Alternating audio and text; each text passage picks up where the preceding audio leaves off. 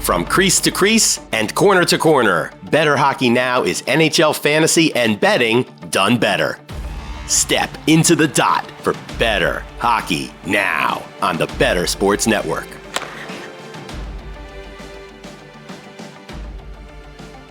All right, welcome into another edition of Bettor Hockey Now here on the Bettor Sports Network and Fantasy Alarm.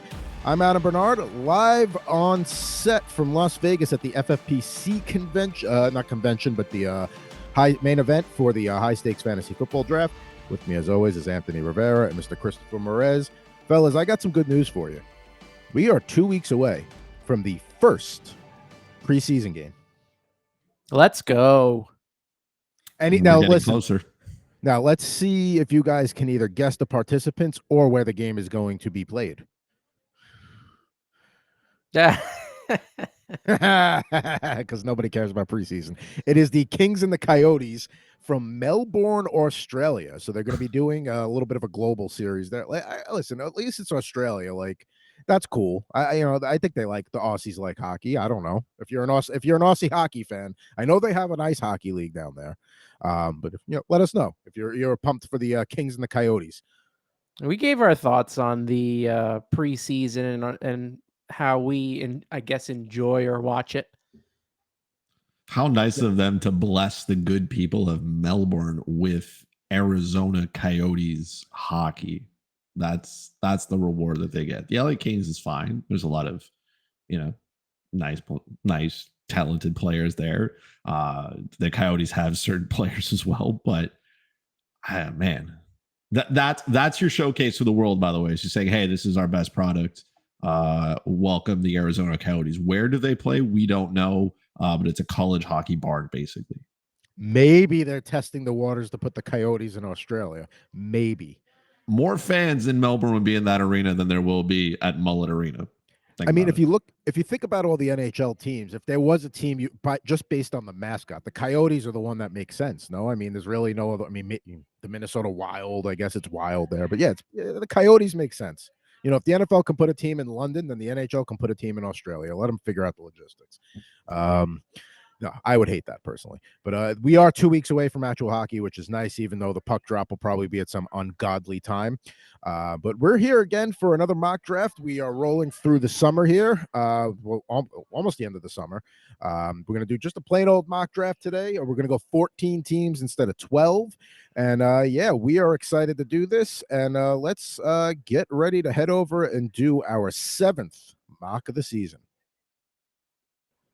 Okay, so we are about a minute and a half away from the 7th mock of the season here on Bettor Hockey Now on the Bettor Sports Network and Fantasy Alarm. Let's take a look at those positions. I'm going to be drafting in the 13th spot. When we look down here, Anthony at 9, Chris at 10. While we were getting ready, Chris said he was okay with that because Anthony hasn't sniped him much yet, but I got to be honest, I hope he snipes you a bunch. I hope you two just go at it and I could just sit back and watch and enjoy. We might be able to help each other out, honestly. Now, keep in mind, because both of you guys are a few picks before me, if you wanted to screw me in any way, you're both in a position to do it and snipe me. So we'll see. I have to do that on the turn. Yeah. I mean, I could get you back. Now, I have to maintain my composure because I am in a public place right now representing the company. So I can't be like saying certain words or behaving in certain ways.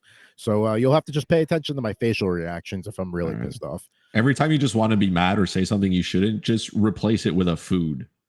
Right? Just yell out pasta instead so it can get you out of it. I used to employ a strategy like that with my roller hockey teammates. I would be like, don't say my name. People learn names. Like, say a fruit. And then when the other team, to let people know where they are. And then if they pick that up, I'd be like, all right, pick a flower. You just change it up to let people know where you are. So we got 11. We got about 10 seconds to go here. We got 3 actual people in here. I see, right? Not as many people do the 14 leagues, the 14 team leagues. I guess it's just not as popular. Well, we've been doing 12 team drafts. I figured we've been having themes. Today there was no theme, so let's change it up. Let's go 14. I'm in a 14 team league that I enjoy, but here we go. The draft is already underway. Yeah, well, they're flying off the board here. So write down 1 through, let's go. McDavid, Draisaitl, Pasternak, McKinnon, Kachuk, Kucherov, Jason Robertson, and Mikko Rantanen. No surprises. Those are pretty much always going to be in some form of your order of top 8 there. If my guy's there, why am I not going to take him? Jack Hughes, always. Listen, that's not a reach at 9 at all. I mean, listen, if he's your guy, you got to get your guy. If it makes sense to get your guy, why not? Now, let's see what Chris does. He's probably going to take it. Is he going to take Cale Makar here? No, he's going to take Brady Not Tkachuk. yet. Interesting. Gonna I thought he was fill all my going in a totally categories different early. direction. So we do have one of the other humans in the draft here, Nick. Thanks for joining us, Nick, with a lowercase n. Let's see what he does here. So Chris takes Brady Tkachuk, which was great. I'm a big fan of his. I think he's going to be even better this year. And, we'll see. But He fills every category, right? He fills the hits. He fills the shots. Unfortunately, they still care about plus minus in this one. The goals, the assists. I'm happy with it. Tage Thompson goes 11th. Matthews goes 12th. We can talk about delusional Leafs fans later on in the program if you'd like, because that's been a theme on Chris's Twitter this week at FuzzyChris91. What am I going to do here? I'm going to take Kirill the Thrill and Cale Makar. No, I couldn't take Cale Makar because somebody else took him. Damn it. Well, you still got some good spots here. Damn, it's okay. Anything worse than that, I got to say a fruit or a word or something. I'm going to wait on goalie. Give me Mitchell Marner here on the right side. So Kaprizov and Marner for me. I got my left wing and my right wing solidified. Human Nick was with us for all of 1 pick, and he is now on auto pick. But we still have Devin in the number 1 spot. So thanks, Devin, and Les G, but he's on auto pick too. So let's see who's back on the clock here. Crosby goes right after me. And let's see. Some thoughts to be made here. And there he goes, Shesterkin, who I almost considered at that last spot, but oh well. If the Rangers lose Shesterkin for any long stretch, are they pretty much out of the playoffs? Like, is it that simple for them? Like, they go as Shesterkin goes, and if he's down, they're done? It also depends on the defense in front of Shesterkin, right? Like the defense in front of that goalie, what is it going to be like? Well, that was the Rangers' biggest problem last year, and why people got all excited. Like, oh, we got Kane and we got Tarasenko. Well, you got 2 of the same damn thing, and Mikolo is a nice addition to the blue line, and he certainly helped. But that you needed more than that, and he's gone anyway now. With this 14-team league, and then we got a lot of people auto drafting. You got to take 1 goalie here. So, actually, I might have just gotten sniped because I kind of wanted Ottinger there, and Fuzzy Chris took him. So I'm going to go Sorokin this time around. Let the beef begin. Let the beef begin. So this auto draft is moving. This is going to be a short one. Oh, my goodness. It's so quick. Listen, I know we've been going over an hour here on Bettor Hockey Now lately. That is not going to happen today at this rate.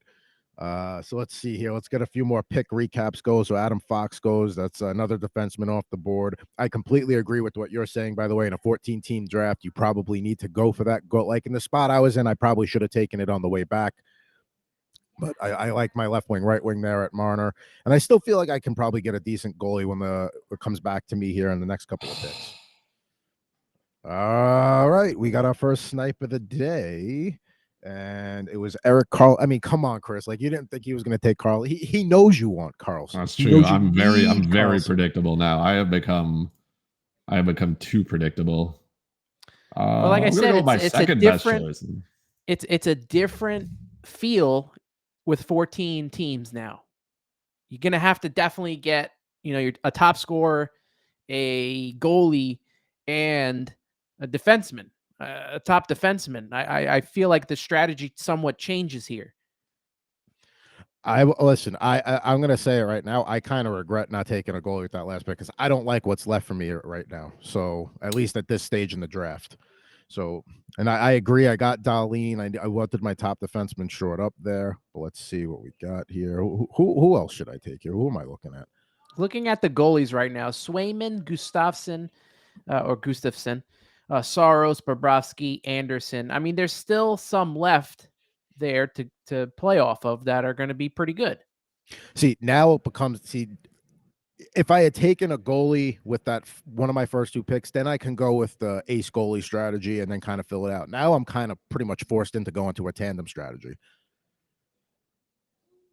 So let's see there. So I take Jack Eichel there, who at that in the 3rd round. I love him, and he's going to be my cornerstone center there. So I'm big on Eichel. He's a guy I'm looking to draft in a lot of leagues this year. I think as good as the year as he had last year, he could be in store for even a better year this year. Let's take a look here. So after Eichel, Clayton Keller, of course. So back to being predictable, but you got your guy there, Chris. And now the draft. Oh, draft's flying. Can't even scroll up to look at the picks. And then Anthony grabs his other Devils center, Nico Hischier. So you got your top 2 Devils there. If they're there, I'm taking them. And within again, within reason of a spot. But you know what I'm envious of is you being a Devils fan and a fantasy player. Is there a lot of Devils you can take, not this early in the draft or even in the early stages of the middle rounds, and it's not a reach. You have one of the best top 6s in the league right now. It could only get better. He does, and it's annoying. It is annoying. It is annoying. Annoying. There's so many riches on one team. It's like, just pass it around a little bit. Yeah, like, do you really need Toffoli and Mercer and Meyer and Hughes and Hischier? Like, you don't need all those guys. Just share a little. Let's see here. So let's take a look. I mean, the picks are flying, so it's tough to keep up with everything that's being picked. There goes the Brincat, Jamie Benn at 64. I think that's a little bit of a reach there as Anthony comes back on the clock here. Still some decent players out there. Now, for my goal, I can't tip my hand right now, but I gotta figure out what I'm doing at goalie at the moment. And there goes Kevin Fiala. We know that's one of Anthony's boys right there with the Kings. Certainly a good pick here as we are in round 5. Now, I haven't gotten him in the last couple of drafts either. You've gotten sniped on him a couple of times, but I mean, the Kings could really be just a really well-rounded team, and they're built in the right way right now. I'm excited to watch them this year as I come back on the clock here. So Chris takes Dylan Cousins here. I think you're going to be a closet Sabres fan this year. It's a good choice.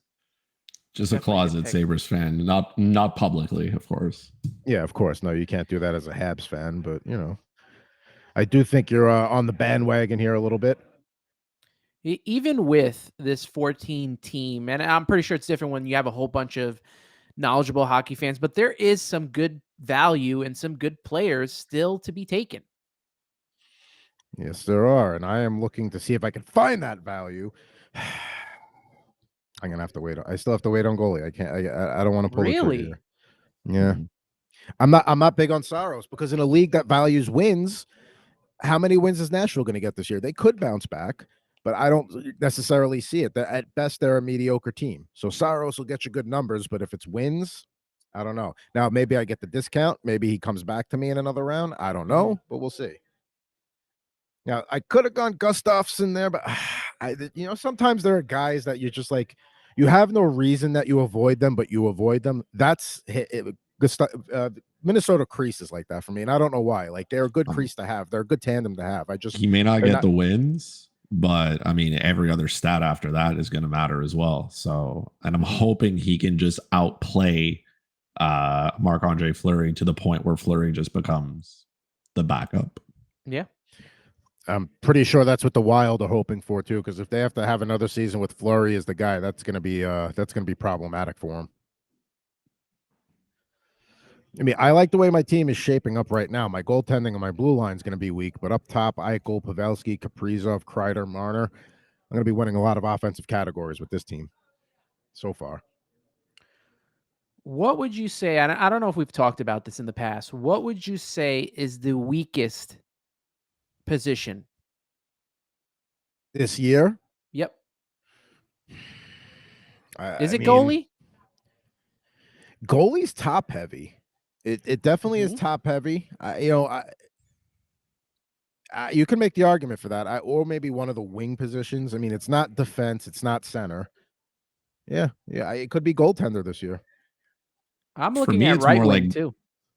right wing. I think it's fine. I think is the problem with goalies is I feel like the same way in kind of like football, right? You have your elites, you have maybe a handful of them, and then everybody else just kind of blends in. So if you don't get the guy that you want early, then you can just wait and kind of get one of those middle round goalies and try to see which one's going to pop and explode and become elite.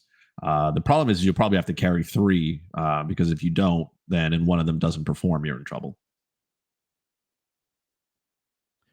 Let's see. Yeah, I would agree with that. I'm still a tandem guy, and that's going to be what I'm trying to do in most of my drafts this year. Let's see here. So Jerry, I don't know who took Jerry, but I was not happy about that. And there goes Devon Levi, who was a guy I was considering there, but you know, Corpusalo now too. he's going to get a lot of he should get a lot of wins with the Kings here. Let's go back to defense. It's my turn to draft. I'll gladly take Sergachev as my number 2. And there goes your goalie tandem there with Fleury. And now I'm back on the clock. All right. I can't wait on the position any longer. Let's do it. Stu Skinner. Hey, he's gonna get the wins, like you said. Now I could have gone Demko there for the stats and hope that Vancouver, plays above expectations, but I don't know if that's going to happen.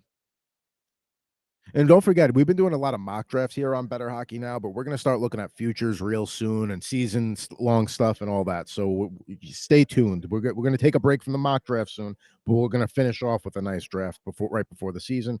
So there goes Adrian Kempe to Chris, getting some shares of that Kings top 6. Let's look at Chris's team right now. Not great, Bob. I mean, listen, a goaltender, you're set. You got a very strong left wing 1-2 punch right there. You're all right at center. You got your guy right. Whoa, we are flying here. I have nobody to play defense on my team. That I think we psyched you out a little bit. I think you knew, because we all knew you were going defense. I think you changed strategy on the fly. That's what I think. I don't have a bunch of scrubs for me. Yeah, you might have to go a different way with your defense now. You might have to go more of those banger categories. Let's see, Anthony on the clock here. He's got about 5 seconds to make his pick. And he takes Owen Tippett from the Flyers, who's rising up draft boards for sure. And he's going to be one of the only sources of that Flyers offense besides Konechny. I'm going to take him again. He's been sitting here just teasing me all for the last 2 rounds. I guess everybody's just avoiding him. I don't know why, but I'll gladly take Scheifele and I'll deal with his stuff later. I'm not saying I'm avoiding him. I kind of just forgot about him more than anything. But let's see here. All players. I got 20 seconds to make a pick, and I don't like it.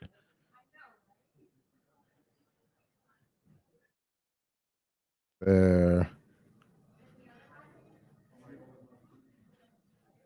Uh-oh. Boom. A little bit of a reach there, but I want my second defenseman, or third defenseman.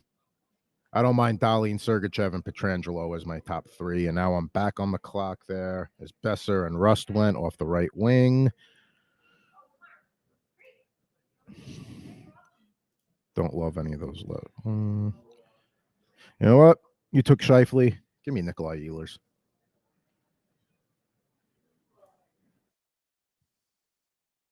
Moving along here, we are in the middle of round 10 of the 7th mock draft for Bettor Hockey Now here on the Bettor Sports Network and Fantasy Alarm. Got about 5 or 6 rounds to go here. Let's take a look. We looked at Chris's team. We looked at my team. Now let's take a look at Anthony's team. So he's got Hughes and Heischer as Devils 1-2 punch on the left side. Pierre-Luc Dubois, Kevin Fiala. So he's pretty much got a rematch of the 2012 Stanley Cup Finals here with his Devils and Kings. And then he grabs Blake Wheeler there and Owen Tippett. So not top right wing guys, but maybe guys you're going to get a lot of value at later in the draft there. Carlson, Hedman, and Carlson. I don't know, that's a cool, that should be your team name, Carlson and Carlson, like a law firm. And Ilya Sorokin. I got to be honest, I kind of like Anthony's team. I almost like it better than mine. As he's back on the clock here, we'll see what direction he goes. Shane Gostisbehere just went right before this pick. Now, Anthony takes Jacob Trouba, so he'll get you those other categories for the defense. Not much on offense, but hey, if he's still on a pairing there with if he's if either Keandre Miller or Adam Fox, he'll get some points that way. Chris on the clock now. No idea where Chris is going. I don't even know if Chris knows where he's going at this point. I hate this pick, but it is what it is at this point. Morgan Riley. We're all going down, so yeah, and you got Cole Caulfield there. It's shaping up your team, but we'll see here. Let's see, what do we got? I don't think there's exists. So I don't think there's a draft where Chris didn't draft Cole Caulfield. Yeah, I would. A couple of the early ESPN ones had him in a better ranking. I don't know what he did to the Yahoo good folks who put together their projections, but I'll gladly take him as he is forgotten, and I'm okay with that. How do we feel? Let's see here. All right. I know there's going to be a logjam in Ottawa, and you tweeted about this with the Sanderson signing earlier in the week, but I'll take Chychrun there. Of course you will. I almost went Theodore and went both Golden Knights defensemen, but I wanted to spread it out. Of course, I was waiting. I need a defenseman. So obviously the 5 picks before me are all defensemen because that's just how this works. So you know what? It is what it is. I'm going to take Jake Sanderson because you don't give him that kind of money so he can stand around and look good. There you go. How do you think that blue line shakes out ultimately, though? Like, are they going to be able to keep all 3 of those guys that they have back there, Shabbat, Chychrun, and Sanderson? That's an abundance of riches, man. If you expect Sanderson to be the player that you want him to be, maybe this helps Shabbat a little bit. He doesn't have to play 30 minutes a night, so that probably does his body some good. And then you can go out and kind of just let Chychrun and Sanderson play. The problem is you have one power play unit, and you got to figure out who's going to be there the most. So, and the thing with like people be like, oh, but what about the Penguins with Carlson and Letang? Well, they're both older guys. They're both going to be on minute shares. You don't have a reason to put any of these guys on a minute cap. It's a logjam. They're all young guys. They're all good puck movers. Who's going to be the guy though? We'll see. Chris back on the clock here. I would say this is probably Chris's least favorite of his mock drafts. I don't like these 14 teamers. I honestly don't like that all of you are getting smarter. This is not what I signed up for. All right, so I'm going to grab him as my goalie too. So I got the Alberta goaltenders, and hopefully one of them bounces back. Let's see, I got 3 bench spots left. So let's see, a goalie, a defenseman, and a right wing or a center. Let's see. All right, Elias Lindholm produced. He had 33 goals and 42 assists on a team that wasn't even really playing well last year because of the coaching. I'll bank that he'll put up those numbers again or even do even better. I'm glad you bank on that because I am going to bank on hopefully the winger that's going to play with him, which is Jonathan Huberdeau. He needs to bounce back. I mean, do you think it was just like a new team, the coach, or is he that reliant on Sasha Barkov that he got away from it now? It's like, oh, you're exposed.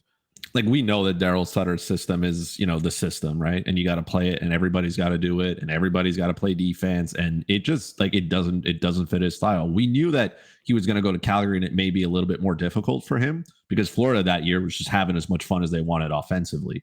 Right. And they're one of the highest scoring teams in the league. So you knew that structure was going to change with him moving to somewhere else. Now that that's not there, you got to let your elite players be elite players, man. You can't saddle them down and just not let them go out and be creative. So I think you're going to have to take a little bit with Huberdeau. You're going to have to take the good and the bad and the ugly. But you didn't trade for him and bring him over for him to produce 50 some odd points, right? So whatever you were doing clearly didn't work. Just let the man go out there, have some fun. Anthony continues his Devils accumulation, gets Mercer at 205 in round 15. That is a really good pick there. I was hoping to kind of finish off my tandem of goalies with Aiden Hill, but he got taken a little too early. So I am going to scrap that idea and just go with the 2 goalies and hope it works out. Now, I know he's not a popular guy, but Tom Wilson, he's still going to play on the line with Ovechkin. He's going to get me those hits. He's going to see a little bit of power play time. I need another right winger. There it is. Now, let's go with I have to pick a third goalie here because right now I have Stuart Skinner and Jacob Markstrom. I don't love my selection here. I guess I go Jack Campbell, and that way I have both Edmonton goalies. I mean, I guess that's the way to go here because I really did not plan my goalie strategy well at all. Now, Dmitry Orlov is a defenseman with one of your last picks. I mean, he might be overpaid, but I mean, at this point in the draft, he's a good fantasy defenseman. I know that you have Brent Burns, who is the workhorse. But again, you don't sign players to this type of money so that they can come in and do nothing, right? So when you bring these guys in, you have to expect that they're going to do something.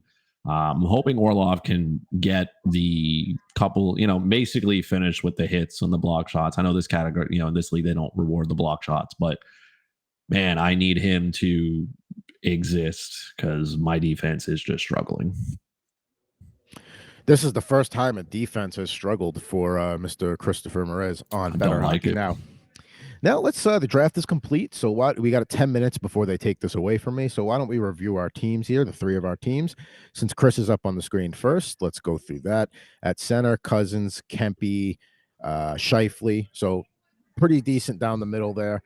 Cousins could absolutely take another step forward this year with a Buffalo team that's on the rise. We know what we're going to get with Kempe in LA, and we know what we're getting with Scheifele at center. Looking at the left wing, this is probably Chris's best position here. Brady Tkachuk, Kyle Connor, and Huberdeau and Laine. So really strong on the left side. Right side, he should get plenty of production from Keller, Caulfield, and that's pretty much all he's got on the right side, but that's all right. And then we've talked about the defense. And listen, I know it's not your Cale Makar, Rasmus Sandin, Erik Karlsson 1-2-3 punch, but listen, Riley Sanderson, not a bad 1-2. Matheson, you've been taking him a lot, and Orlov. It's not the worst blue line in the world. It's just not what you were going for.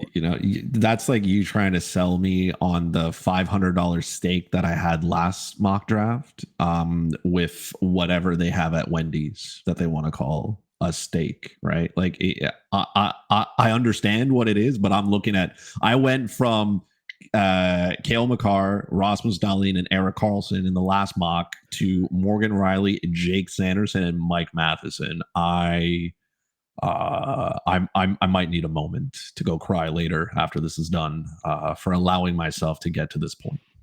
I mean, if you want, I could take you off the screen here for a minute, and then me and Anthony can just kind of carry It'll be too long to cry. Like, I just need to talk to myself and figure out how I let this happen to me.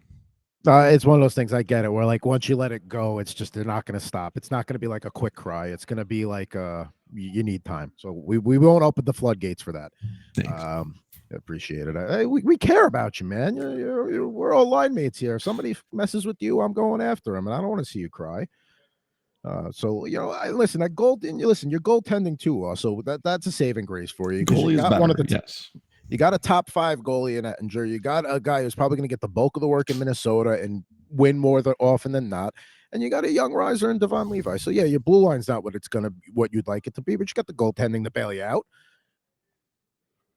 This is a 14 leaguer. It just completely threw me off. That's like those afternoon games. You know how players say sometimes it's harder.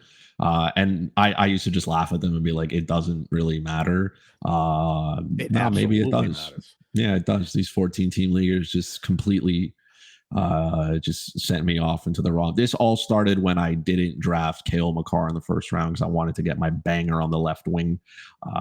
And everything after that just fell apart. Now, I was going to take Makar with my second round pick if he was coming back to me. So once you passed on him, he was never going back to you, but I ended up getting sniped on the turn anyway. But nonetheless, listen, I like the makeup here, and you can go cry later. We'll get you some tissues. If you want boneless wings, will make you feel better. What's your favorite wing place?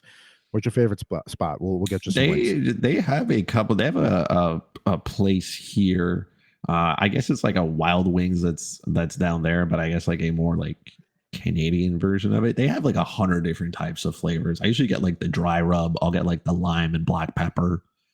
Beautiful. Really, really, Yeah. really elite. And then I'll wash that down with whatever, kind of fruity cocktails. I'm one of those persons that kind of enjoys that stuff. I So am right whatever here they with got, you, my friend. one of those like Blue Lagoon kind of things or whatever picture Mhm. is, that kind of stuff. That's me. You know what I mean? That's where I go with it. Listen, I enjoy my manly, bourbon as much as anybody, but yeah, sometimes, a nice fruity drink can really hit the spot and really washes it down. I get Vodka it. lemonades and stuff if they got Yes. whatever. It's look at this point that it is what it is. It's okay. You'll feel better tomorrow. You'll get that going for you. Now let's take a look at Anthony's team here because we are running low on time. We got 6.5 minutes before I lose my board. So we talked about the amount of Devils he's got, and there's nothing wrong with that between Hughes, Heeshear, and Mercer. Those are 3 of the top 6. Nothing wrong with that. Then on the left side, Fiala, PLD, Arturi Lehkonen, where if you got shorthanded points, he's a great guy to have. Good left wings. Right wing, some might say like, oh, he doesn't got a top guy. But listen, if Tippett takes that next step this year, we know Wheeler is going to be better in the Rangers top 6 because he's going to be on one of those 2 lines on the right side. So I like what we did down the right side. A little thin, no bench right winger. That is pretty, going back to your question earlier, that's probably the thinnest position to me. He's probably right wing. Then you look on the blue line, Hedman, Carlson, Truba, Carlson again, and then Matthias Ekholm. So stockpiling D. Then only 2 goalies, but you got Sorokin, who's going to get you a lot of categories, and he'll still get you wins. And then you got Logan Thompson, and let's see how that goalie share works out. So give me a breakdown of your team, Matt. Yeah, I was a little disappointed that I didn't get the third goalie. I was going for the tandem from Vegas. That didn't work out, but I do see that Varlamov is available, so that might be something that I'll look into later on. So a little thin in goalie, which I'm usually at 3, but I'm very excited for the defense. Actually, Blake Wheeler was not one of my picks. He kind of I ran out of time, so he ended up being on my team, but. It's a decent having him on the team, and like you said, on that Rangers team, he might have better luck than he did in the past. But the top heavy with Hughes, Heeshear, a little bit of a tandem, adding Mercer to that stacking. I don't know what it is about Lehkonen that I like, but he provided some serious offense when I needed it last season, and I'm happy to have him back on the team. And then I ended it with Matthias Ekholm, on that Edmonton team that scores a lot. I think this is a solid draft for me. There's no tears on this end, but there may be boneless wings and a cocktail as well. I support that. I support it. You don't need an excuse for those things. It's just Chris has a reason, but you don't need the reason. You can go do those. Listen, it's 6 o'clock on the East Coast. That's the first thing I would do when I was done would be go order some wings and some booze. One other thing about your team, and we don't talk about this guy, he seems to just fall in drafts, is Andrei Kopitar. And fine, maybe he's not a 30-goal guy, but I mean, still, he's a very valuable player, and he honestly, he'll probably have a better year than he's had in the last couple because they have a lot of more talent around them than they have since their last cup run there. So love Kopitar. And yeah, I'm a big Lehkonen guy too. He's a guy, if it's a league where you have shorthanded points, he's like a must get for me. So obviously with Kopitar, you just mentioned how, that offense is very good. Does he start, because he's starting to get up there in age, does he start, obviously he's not the talent that Ovechkin and, Crosby are, but is this a guy that it's like, oh, he's getting older, but he's still going to provide you with that offense? Is that a guy that's in that kind of frame? I would say so. I would say for the center position for sure. Because it's not like, Kopitar to me is one of those guys where like I'll start buying that he's declining when I see it, and I haven't seen it yet. There hasn't been any signs of it. There's been, this year he's going to be on a line with Kempe and Byfield, according to Daily Faceoff right now. Of course, that can change when camps open up and all that. But nonetheless, with those 2 guys on his wings, he's going to get points. And we know he's a very defensive player. Yeah, and with the addition, don't forget, Pierre-Luc Dubois is coming in to do something. That takes off maybe a little bit of that responsibility offensively for him. So you don't have to trot him out there 22 minutes a night, right? LA is still a team that shoots the puck a ton. And Philip Deneau is one of the better defensive centers in the NHL. So he can assume more of that role, which is playing against the opposing team's top line. So maybe for Kopitar, this is right addition by subtraction. You take away some of the things that he's been doing at an exceedingly high level for so long and just say, hey, go out there. Maybe you get less minutes, but they're quality minutes. And I will always take quality minutes from a player over just running him out there for no reason.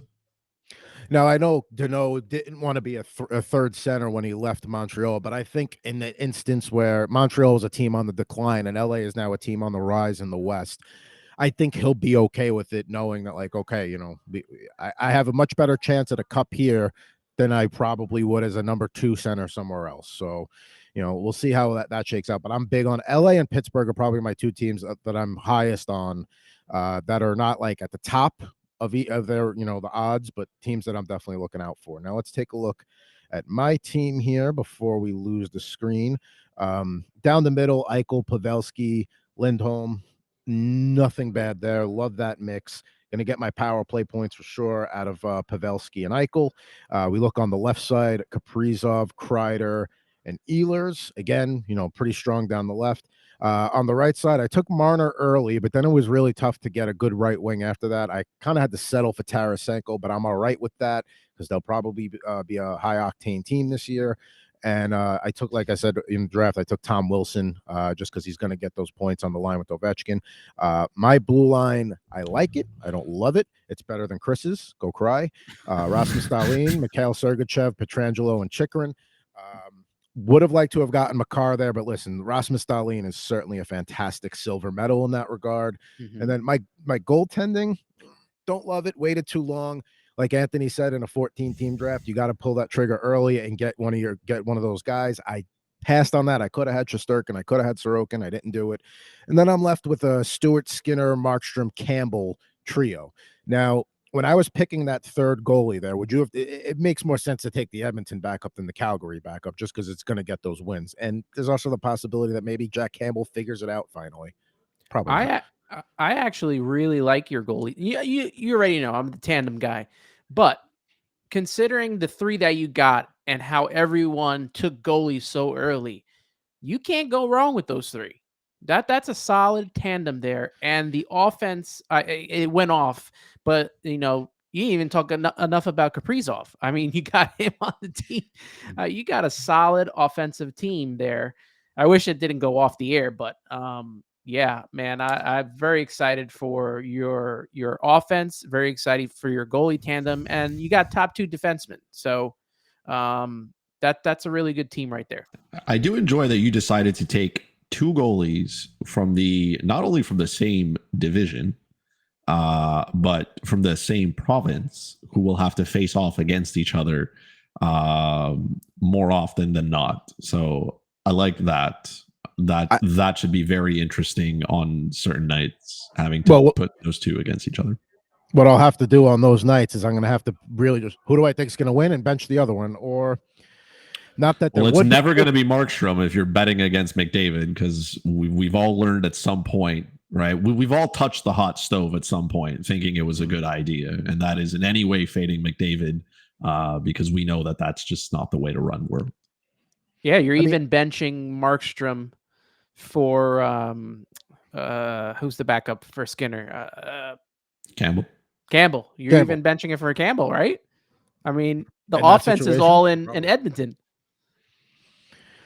There are times where I'll play if goalies that are going head to head. If it's like a if I know it's going to be a low scoring game, then fine. I'll deal with the loss. Not a big deal. I'll take that and worry about it later in the week.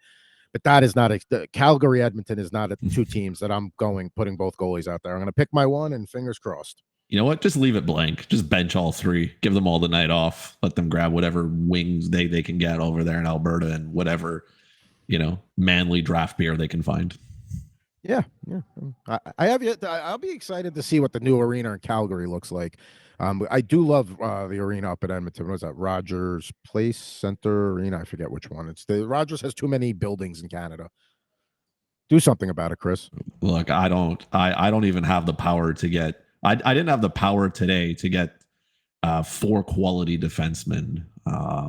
That's just where I am in my day. Man, So you just throw a 14-team draft in Chris's face, and he just if you have an crumbled. invitation for a 14-person draft league, I am just going to auto decline and say no, thank you. I've had my taste. I'm good. Send me back to the 12-team league and don't watch any of these episodes so nobody takes my defenseman early.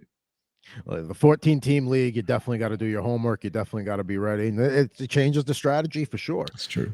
Especially with the goal, like we've been talking about with the goalies. So another mock draft here in the books on Bettor Hockey Now on the Bettor Sports Network and Fantasy Alarm. Going to wrap things up here shortly for BHN, but we did want to get a couple of news nuggets here before we get out of here. And don't forget, if you're turning this on a NFL game day, whether that be a Sunday, Monday Night Football, Thursday Night Football, go download the Bettercast app. It's their game. We gamify NFL Game Day. It's free to play contests on NFL games this Sunday. Predict what will happen, make your picks, test your knowledge, and it's a great second screen experience. It's great. You don't have to be like, you could just kind of watch it, and then the question that'll come up would be like, what will the Lions do on this drive? Touchdown, field goal, turnover, whatever, punt. It's a great way to have something to do and maybe win some tickets and some prizes down the line here on the Bettercast here on Bettor Sports Network and Fantasy Alarm. Now, always like to wrap with some good stuff. 2 things here. Let's start off with Mr. Chris Chelios, who at a Pearl Jam concert in Chicago at the United Center last night, night 2 of Pearl Jam stop there, they announced that Chris Chelios would have his number 7 hanging from the United Center rafters at a game this season. Chris Chelios and Eddie Vedder of Pearl Jam are very good buddies. They go a long way back. Eddie Vedder is a Chicago guy. So well-deserved for one of the best defensemen. Can we say one of the best defensemen of all time? I don't have a problem with that. I have no problem with it. Now, I'm going to throw this out there to you guys because me and an old colleague, buddy of mine, Bill Zimmerman, who's a huge Blackhawks fan, we used to debate back and forth who was the better defenseman, Chris Chelios or my beloved Brian Leetch. Now, if you got to break my heart, you got to break my heart. But who are you picking between those two? I mean, look, I was born in 91, so I'm just going to put that out there that I saw probably the tail end. I mean, Chris Chelios played forever, so it didn't make a difference. I know who Brian Leetch is. I hear he was pretty good at doing the thing with the puck. I guess, doesn't Brian Leetch have more points? So I guess I would go down that route. But, I mean, Chelios was a hard-nosed kind of player, right? You never wanted to get in his way because it felt like it hurt.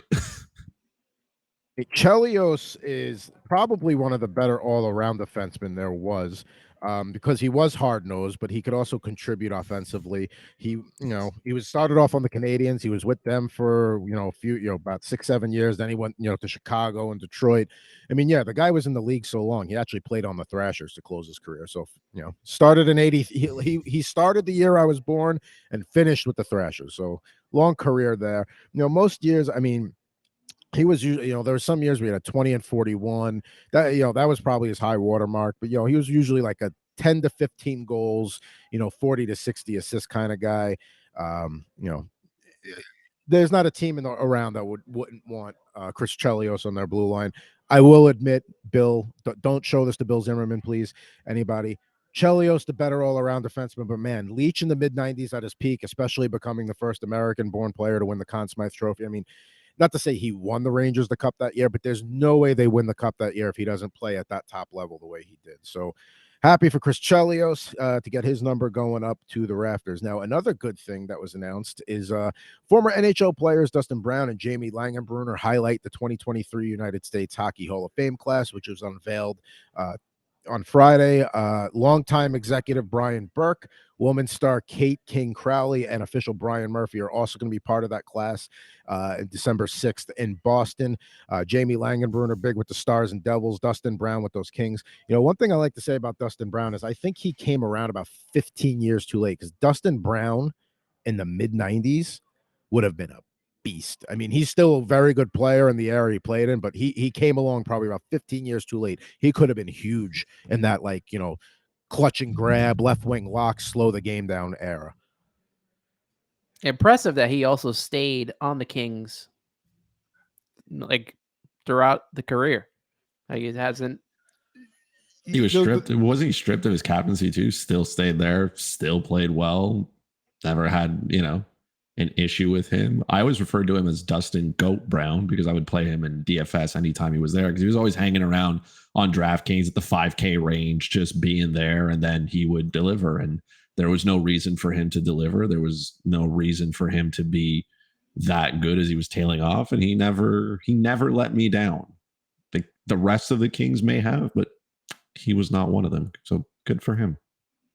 I mean, his first, we'll say, he had a nice stretch there from like 07 till about, 12. The first year they won the cup, where he was averaging somewhere between 20 and 30 goals and about 30 assists a season contributing. And then, you get after that 2012 team, his production went down a little bit. 2018, he had 28 and 33. But I mean, he was still a key contributor to that team. And like you said, he had the captaincy removed. It was for Andre Kopitar. So it's not like, it wasn't like a San Jose Sharks situation where they grew unhappy with Marlowe, so they stripped it and gave it to Thornton, and then they became unhappy with Thornton, so they stripped it and gave it to Pavelski. So, a little bit of a better transition there. Adam, he tore both of our teams up in the Stanley Cup Finals. No kidding. I mean, that's, the 2012 series, I think it was, the Devils, not to say that they got outplayed, not to say that they didn't belong there, but the Kings were on a mission that year. I don't think whoever won the Eastern Conference Finals in 2012 was probably going to lose to that Kings team. 2014, if the Rangers get that game 2 that they should have gotten, but a missed, I believe it was like Rick Nash. They get that, it's a whole different series, going back 1-1 versus 0-2, because then game 3, Jonathan Quick pitches a shutout, and then the Rangers won game 4 out of desperation. I got to go to game 4, so at least I got to see the one win that series. But isn't that the game where the ice stopped the goal from going in net? It was 1-0.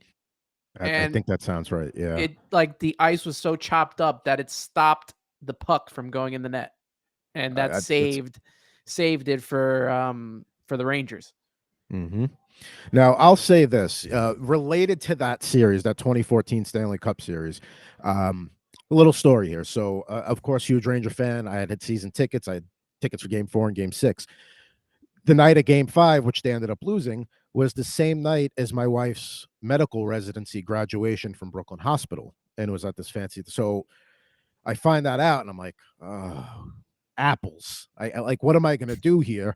Like, I can't not go to this monumentous thing, but it's not November 12th against Calgary. This is game 5 of the Stanley Cup and the Rangers season's on the line.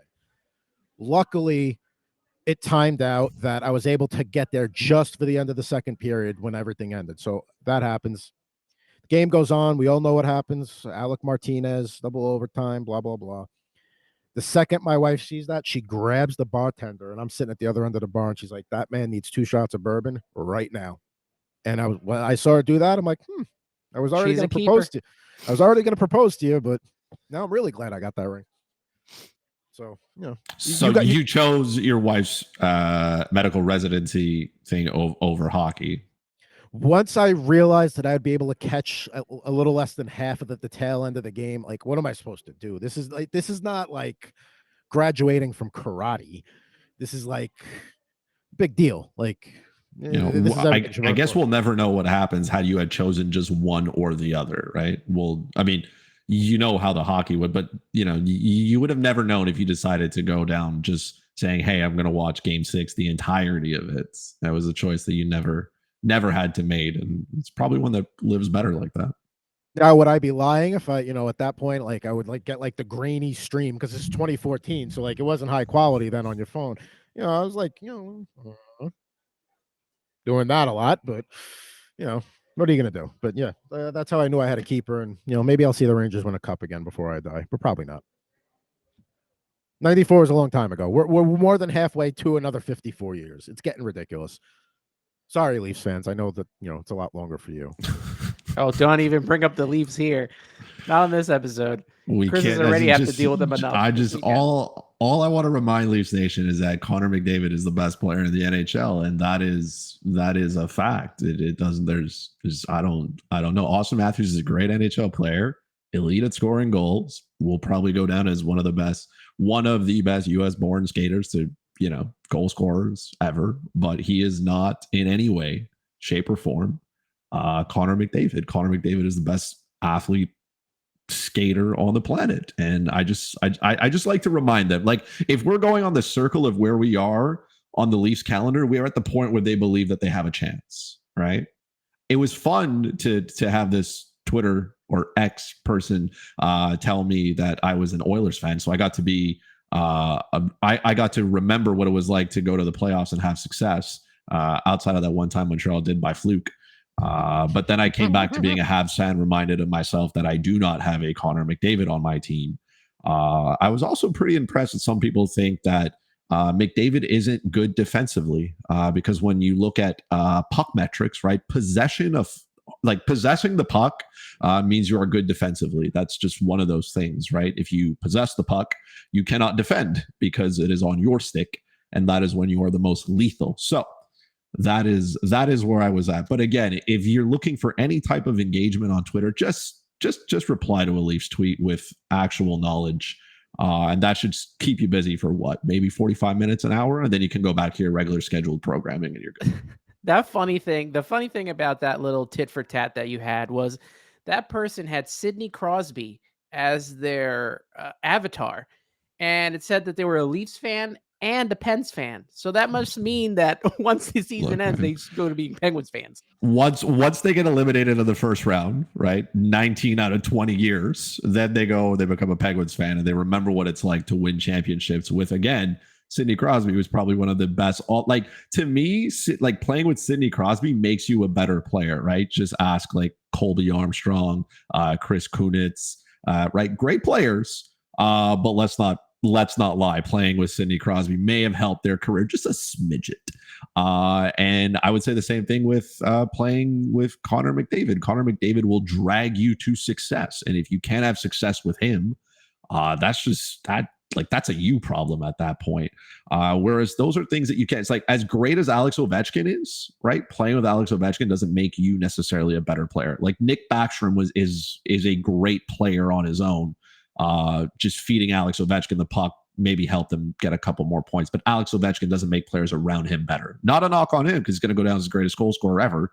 But the same thing, playing with Austin Matthews doesn't make you a better player. You are not better for playing with him. You may help him score more goals, which is, i.e., the Mitch Marner effect. But again, Mitch Marner could have success without, Austin Matthews around.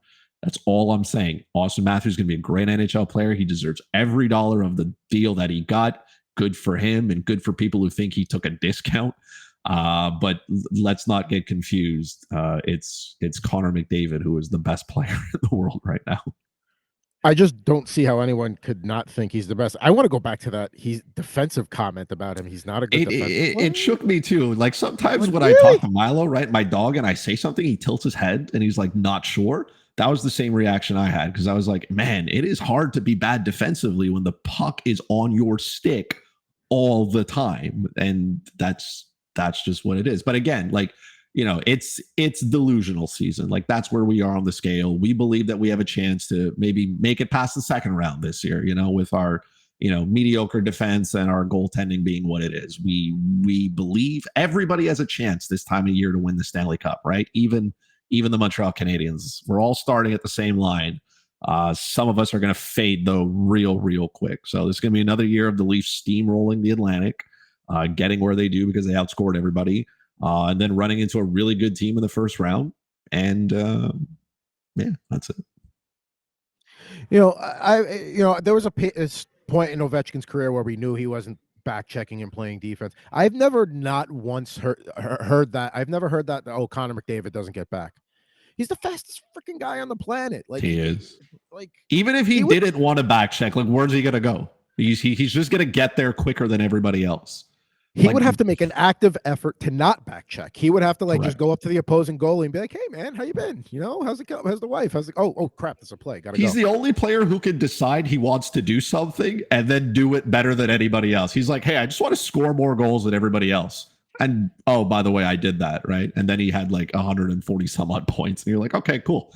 Like let's not put him on a mission to do anything else. You know what I mean? Like I think like he has that kind of like that Michael Jordan factor in him, where it's not that like he has a chip on his shoulder. It's just he wants to be the absolute best at whatever he wants to do, and when he sets his mind to it, there is no slowing him down.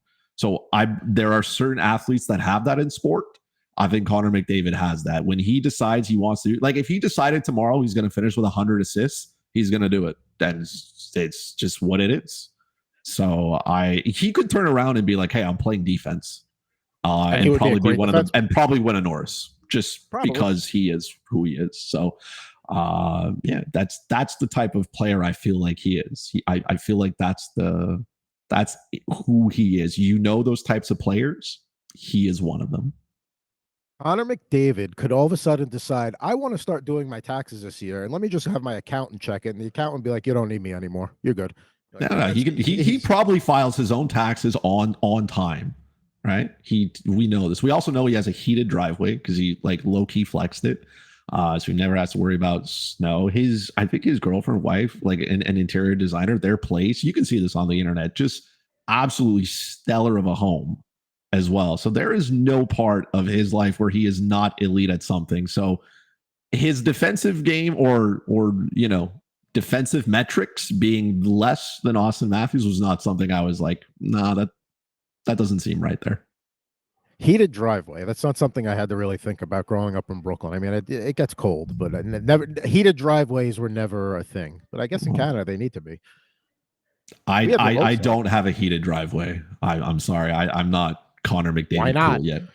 Why I not? mean, I look. If Connor McDavid will drag me around, his left or right wing, because I'll play whichever one he wants. Leon can take his preference, but if I could play on a line with Leon Draisaitl and Connor McDavid, I'm not saying I'd score a goal against an NHL goalie, but I think I could get at least one shot, just at least one.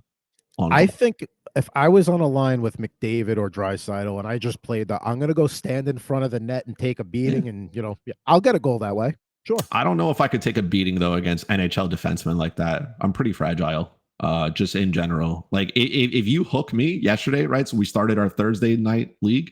I'm telling you, man, that defenseman put one hand on my hip and I was gone. I was sliding down. Then I didn't even cross the blue line yet. There was no penalty called, so I was a little bit irked. But my spot would be to just give the puck to McDavid. He's in the offensive zone. I'm probably still trying to cross the red line. And once I get there, maybe there's a scramble and I get a quick shot on goal, and I could say, hey, I got a shot on goal in the NHL. And that would be it. I would head back to the bench. I'd tell the coach, be like, hey, sit me. I'm done. And that's it. Sip on the not the Gatorade. We sip on the BioSteel. And then that's it. End of my shift. Get your league sponsored replenishment drink. Okay. Get it right. I mean, I know you're still distraught about the defenseman thing and all that, but come on, get it together, man. There's been a lot. I'm gonna have to go have one of those Blue Lagoons later, just to help bring me back down to earth. It's only September 8th, and it's been a long September for you. So yes, wake me up when September ends. Somebody, please. Cue the Green Day. Oh, all right. Well, this has been another edition of Bettor Hockey Now on the Bettor Sports Network and Fantasy Alarm, our 7th mock draft in the books. Let's see. What do we got coming up here in the next few weeks? So next time we do a draft, we're going to focus on the dynasty aspect of it. Give those players like Bedard and Fantilli a little more value and the younger guys a little more value. Then after that, we'll look at some NHL futures, divisions, conference, awards, player props for the season. And then we'll have one more mock before the season begins. But that'll do it for this edition of Bettor Hockey Now on the Bettor Sports Network. For Mr. Anthony Rivera and for Mr. Christopher Moraes, I'm Adam Bernard, live on site in Las Vegas from the Planet Hollywood at the FFPC main event. I'll be back in the home studios next week, as everybody else will, on Bettor Sports Network. Bettor Hockey Now is on the Bettor Sports Network.